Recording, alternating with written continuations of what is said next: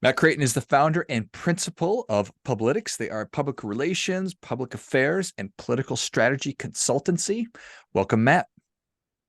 Thanks for having me. Yeah, excited to have you on the show. Tell us a little bit about your personal life, some more about your work, and why you do what you do.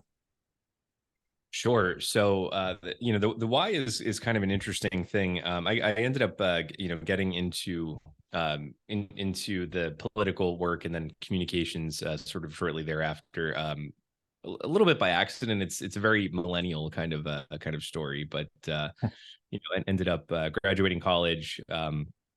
We're still feeling the effects of the 2008 financial meltdown.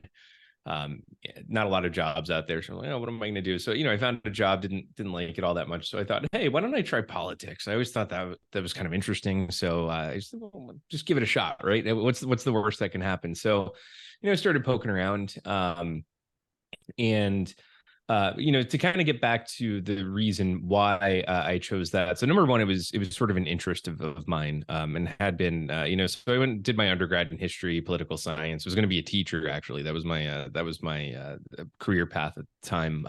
And then, did a master's degree, did the whole student teaching thing. But always had some interest in politics. So I was like, all right, let's see how see what we can do. And then the second part of that was, I always thought, young, idealistic, like I can make a difference doing this, in one way or another.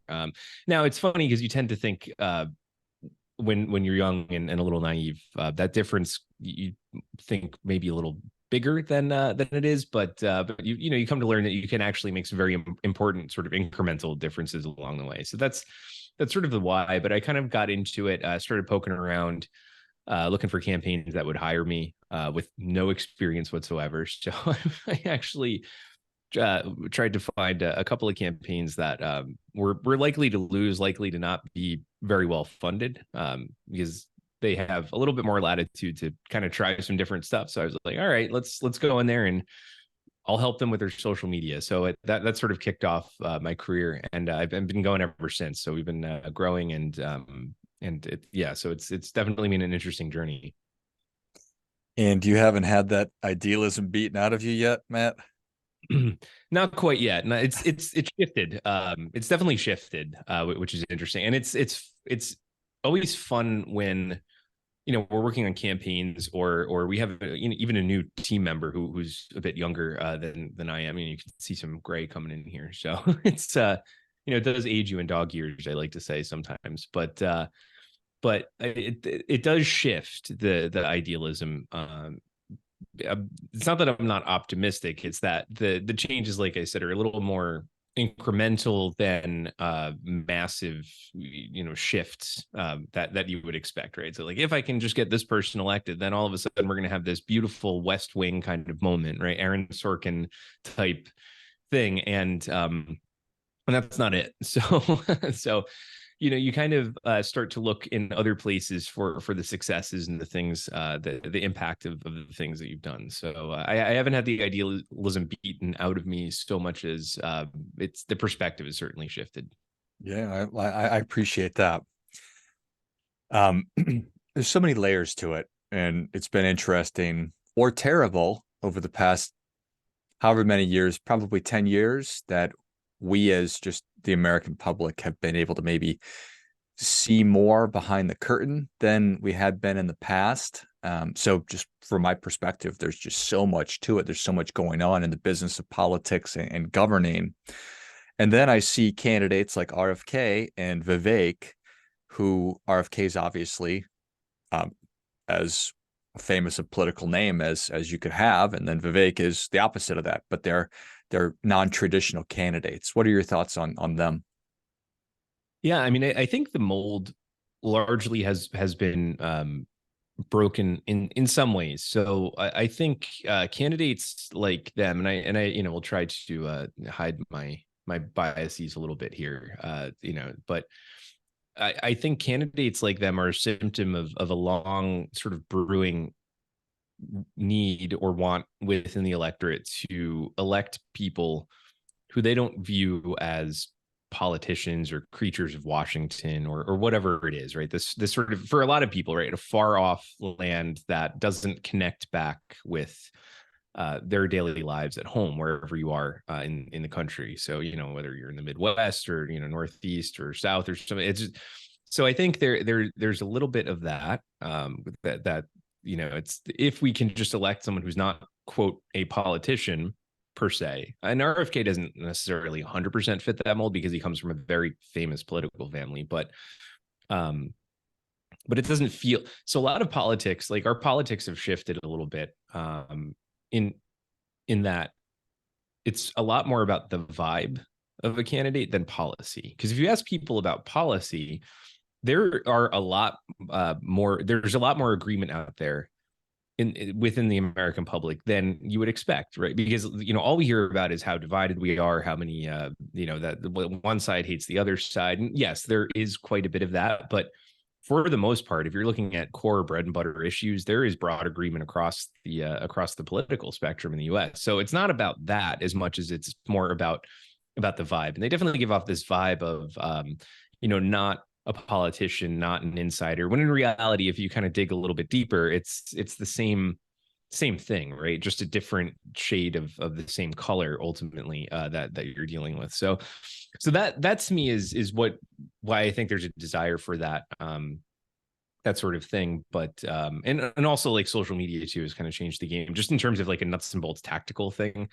It has enabled people who haven't typically had that kind of platform before to get in front of a lot of eyeballs and to make a case, or to present themselves, again, like peek behind the curtain. Like you said, you can actually show people what's behind the curtain, which is something that a lot of people do, but it's definitely changed the game considerably. I've heard RFK. I'm a bit of a political animal, like I think many people have become or been forced into or whatever. But I heard RFK talk about how he feels like this election will be decided on podcasts. And I thought, well, that's really interesting. And the reason I brought up RFK and Vivek is just because I see them a lot more than I'm seeing other candidates getting out there and, for lack of a better term, kind of chopping it up in long form type conversations. Yeah, I'll tell you what, and another candidate that did that really well in the 2020 cycle was Pete Buttigieg, right? I mean, no one had heard of Pete Buttigieg. I mean, some people had, right? Like, if you're an insider, you knew that he ran for DNC chair and made a good run at it and got some headlines that way. But the philosophy on that campaign was get him everywhere that will talk to, anywhere that someone will talk to him, he'll go do it, and he did. And to a great degree of success, I think. But I think that analysis is at least partially right, that this election will be decided on podcasts. I don't think that's 100% correct, but it is it is closer to the reality of the media environment that we live in. That's incredibly fractured, right? You used to be able to go on the Sunday morning shows, hit a couple cable news spots, and then everyone would kind of know what was going on. Now, as we're watching cable news, we're also looking at our phone screens. We're also paying attention to some other, thing that's going. So our attention is divided in a million different places, in terms of age, right? People pay attention to different things. So it is interesting in that we are headed into a cycle, I think, and 2020 was a little bit like that, where so much of the political conversation in this country is taking place entirely out of the direct control of the campaigns themselves. You can run ads on TV, you can run ads on digital. Those are all very effective, very helpful things. You can even send direct mail, still very effective. But at the end of the day, those clips that you're seeing on social media that you referenced, those things are taking place almost entirely outside of the campaign. And so that's, and those conversations are not super obvious to people who aren't in those places. So if you're not sitting on Instagram, TikTok, watching reels or on Facebook, you may not see that, and you may have no idea what kind of undercurrent is out there. So it's really an interesting time to try to figure out the media mix and media environment, at least. Yeah, I'm sure. Sitting in your seat, when used to have a lot more control over things, and now some of it's out of your control. Not necessarily a good thing or bad thing. It's your perspective on it. And then working with a candidate who is going to go out there and spend an hour talking to somebody. That must be somewhat terrifying. It is, yeah. I think you have to make peace peace with the fact that not everything the candidate says is going to be exactly what you prepped or exactly what you talked about, or you can't control what questions come up. So you kind of have to let them take the wheel a little bit. But I mean, that's the good thing about having good candidates is you can trust for the most part that they're going to do what it is. And I think that there is also a newer sort of emphasis on authenticity. So you used to look for the polish, right? Does this person say the right thing all the time, and are they perceived as competent? And that's all great, but I think there's some degree of authenticity that shines through, whether or not it's real authenticity or perceived authenticity, because I think there are two different things. Because I mean, a lot of people can put on a good act and look authentic. If you're a blank canvas, you can essentially build your brand from the bottom up. So it really is an interesting thing and slightly terrifying, like you said, to sit back and watch an hour long, wide ranging conversation sometimes on different things, especially since like we live in a very complex, broad, diverse country. So the answers are not often simple. They're often like the actual answer is often very nuanced, right? We want simple, right? We want like this will fix it, I will fix it. But the reality is that it's very complicated. The answer is complex. It's not always satisfying, and some number of people aren't going to be happy about it. So it's kind of an interesting thing to watch those conversations play out. And then to watch it diced up into smaller segments where you're seeing the clips, right? So if you think about the audience of a particular podcast, there are a certain percentage of people that are going to listen all the way through, and then a much larger percentage of people that are going to stumble upon those clips as they're disseminated through social media. So I mean, the audiences are much bigger than I think are easily measured by traditional metrics. So it's really kind of an interesting thing. Yeah, that's a great point. Just because somebody spends an hour on XYZ podcast does not mean that that's the only way people are consuming it. To your point, people are an untold, unknown number of people are chopping that up and sending it out on their accounts. And so who knows how many actually eyeballs are seeing that. That's very interesting.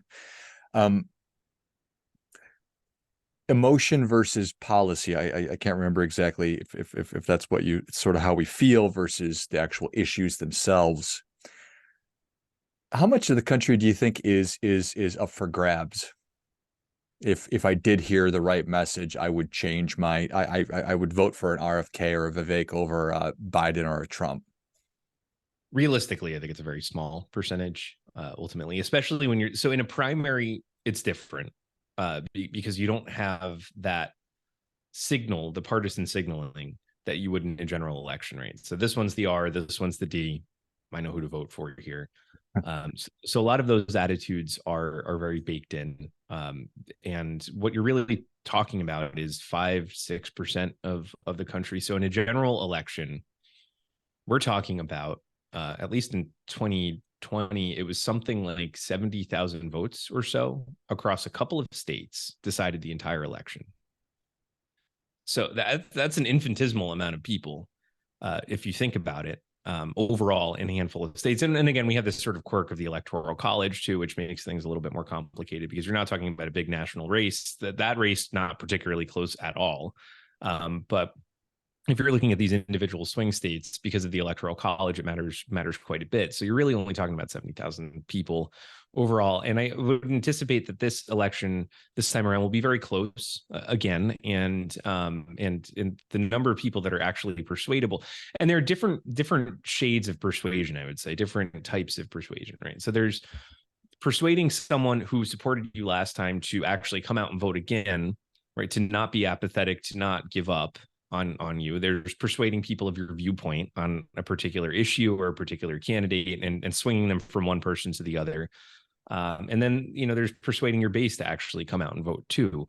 And also persuading people who voted for you last time to not vote for the other guy. So there's a little bit of that, but I think that mix, again, very small, single digits. It's not huge. So it's despite the fact that, again, I think if you strip away candidates, strip away all the policies, not the policies, but strip away the candidates and strip away the parties on the ballot, you'd actually find out again that there's broad agreement, right? Like if I told you today, and I'll just give you an example, or if I walked up to to a Republican today and I asked, well, do you think it's a good thing that we bring manufacturing back to the United States?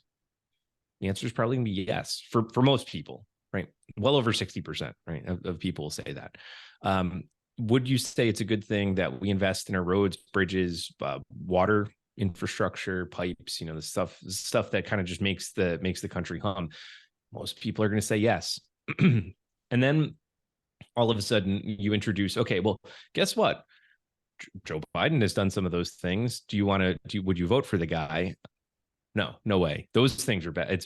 That's no good. And you actually saw it so this is a really good real life example where people with Obamacare, right? Like the concept of Obamacare, extraordinarily popular. But once you label it Obamacare, right, you saw it in the polling, right? So some states were clever, like Kentucky, I believe, and I could be wrong about that, but there was some state that rebranded it essentially and called it I don't know what it was called. Let's just say Kentucky Connect or something very innocuous. And it turns out people like to have health insurance. This is great. It turns way out better than Obamacare crap. Right, exactly. So if you poll them and say, do you approve of Kentucky Connect versus like Obamacare, for example, the Obamacare numbers came back terrible. It was like, oh, that's awful. Like it's just government overreach. But this Kentucky thing, I really like having my health insurance. I like to be able to afford it. I like to know that there are caps on a. So it is funny how our brains trigger that reaction. So ultimately it's got nothing to do with the actual policy, or very little to do with policy, because if it did, people would take the time, which we don't have, by the way, take the time to read through these bills, understand what's in them, understand what's going on in Washington, which is why I think, again, going back to the earlier point, people have this idea that it's a very far off place where all this stuff is happening, because again, it's very complex. Like it's complex, and we've got enough to worry about. I mean, you got to take the kids to soccer practice, make sure you put food on the table, fulfill your professional responsibilities, fulfill your personal responsibilities. So there's a lot going on. So you can't really blame people for not taking the time to take a fine tooth comb and read through all this stuff that's going on. But so that leaves us with an interesting situation where really it's a stylistic thing that you're ultimately having the argument over. It's what sort of style do I want? And then again, breaking it down in the partisan lines, that makes it very hard to crack through. So it's a small slice. So we'll see. Yeah, it's fascinating. So when you break it down like that, is that essentially what your job is to figure out, here's how we're going to present you? Because we could present you, Mr. and Mrs. Candidate, in 1,000 different ways, but based on what we just talked about, the lens people are going to be viewing you through, here's what we're going to try to put forth. Yeah, yes, to some extent. So I think what it is for us, for the most part, is you can't take raw materials that aren't one thing and make them something else, for the most part, right? Like people are who they are. They're willing to do what they're willing to do. There's some very limited examples of people who are able to behave in a way that is entirely or put on a show in a way that is entirely unrelated to their actual personality, their actual viewpoint, their actual style. So that's pretty rare. It does happen. Like there are some candidates, I won't again name names. There's some candidates who entirely invent a persona to present to voters, right? But that's fairly rare. So what we're doing most of the time is helping with the framing of the message. So it's not always exactly what you say, but how you say it to people, in what context you say it to people, who do you bring into your circle in order to help tell your story with you. So those are a lot of the things that we do. We work with the candidates to oftentimes, like, how can we help you lean into your strengths? These 5 things you're very, very good at this, and these 3 things you're not so good at. And like, they're not all great at everything. I mean, that's the reality, right? And I'm not an astrophysicist, for example, right? I could not tell you the first thing about it. I wouldn't even be able to pretend. So that's okay, right? So I'm just not going to do astrophysics. So I'll do the other 5 things that I'm pretty good at. So we help the candidates kind of lean into their strengths, and develop that out and figure out who that resonates with, and who it doesn't resonate with. And then, you just kind of figure out how to fill in the gaps around that with other sort of credible messengers who can help carry that message forward. That makes sense. Well, Matt, thank you so much for coming on. Where can people learn more about you? How can they engage with you? Sure. You can catch me on LinkedIn. So you just type my name in, Matt Krayton, Krayton, and I am the, I think, only one who spells the last name that way. So you'll find me, no problem. You can also check me out on Instagram. So that's our firm's Instagram page. So that's Publitics PR. On Instagram, and also on LinkedIn as well. So Publitics on LinkedIn. So that's where you can find us. And we try to post some research and other insights every now and then. It's, on some of the stuff that we talked about. So it's but always happy to engage. Excellent. Well, if you enjoyed as much as I did, show Matt your appreciation and share today's show with a friend who also appreciates good ideas. You can find Matt on LinkedIn. It's MattKrayton. And then Publitics, PR, Publitics PR on Instagram as well. So I'll link all those in the notes of the show. Thanks again, Matt. Thanks so much. Until next time, remember, do your part by doing your best.